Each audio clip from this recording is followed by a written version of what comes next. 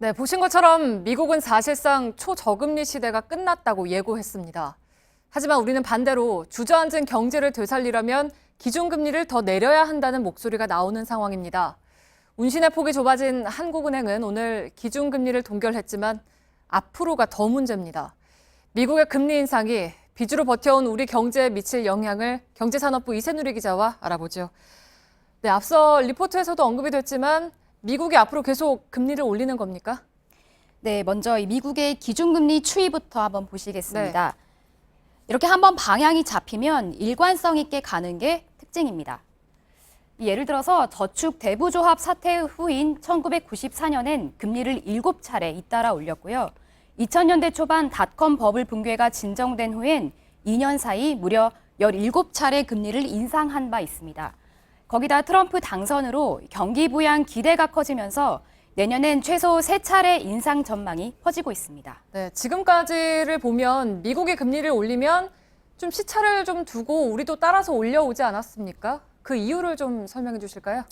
일단은 국내에서 자본이 빠져나가기 때문입니다. 네. 이 전 세계의 투자자들은 수익, 즉 금리가 높은 곳으로 움직이는데요.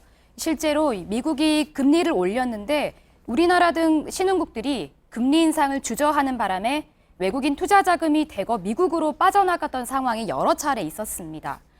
90년대 후반 외환 위기도 미국의 금리 인상이 원인이었다는 분석도 있습니다.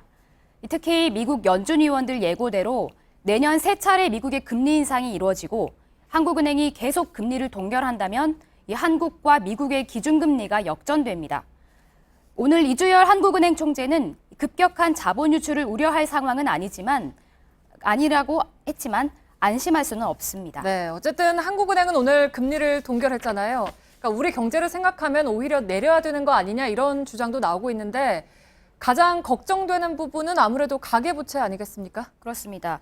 이제는 손 쓸 수 없을 정도로 네. 불어났는데요.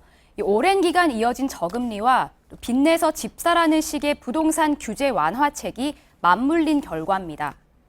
이 기준금리가 1%대로 낮아진 후 2년 사이 가계부채는 200조 원 넘게 늘어서 1,300조 원으로 불어났습니다. 네.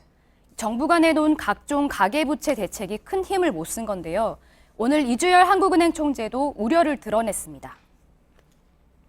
정부의 여러 가지 수차례의 가계부채 대책이 이렇게 만족할 만한 성과를 거둔 것은 아니다라고 저도 생각하고 있습니다. 시중금리가 차차 오르면 대출받은 가계의 이자 부담이 급증하게 됩니다. 한국개발연구원은 가계소득이 5% 줄어들고 금리가 1%포인트 상승하면 가계가 내야 할 원금과 이자가 평균 160만 원 늘어난다고 분석했습니다. 네, 지금까지 빚이 경제를 떠받들고 있었다고 봐도 될 정도인데 뭐 이제는 빚잔치가 끝난 것 같고 가계부채로 인해서 파생되는 문제는 한둘이 아니죠? 그렇습니다. 당장 이자 부담이 커지면 네. 가계는 지갑을 닫게 됩니다. 실제로 올해 하반기부터 대출 때문에 소비를 줄이는 현상이 본격화했는데요. 내년엔 이런 현상이 더욱 심해져서 경제가 더 나빠질 거란 전망도 있습니다.